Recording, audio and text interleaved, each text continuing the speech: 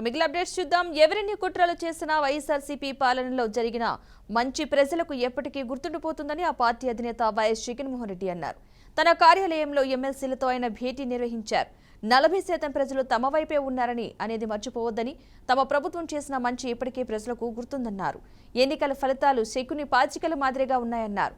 ఈవీఎంల వ్యవహారాలపై దేశవ్యాప్తంగా చర్చ జరగాలని అభిప్రాయపడ్డారు.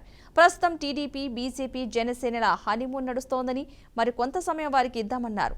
సిసిపాలుడు మాదిరిగా చంద్రబాబు తప్పులను నెక్కించాలని, ఆ తర్వాత గట్టిగా పోరాటం చేద్దామని పిలుపునిచ్చారు.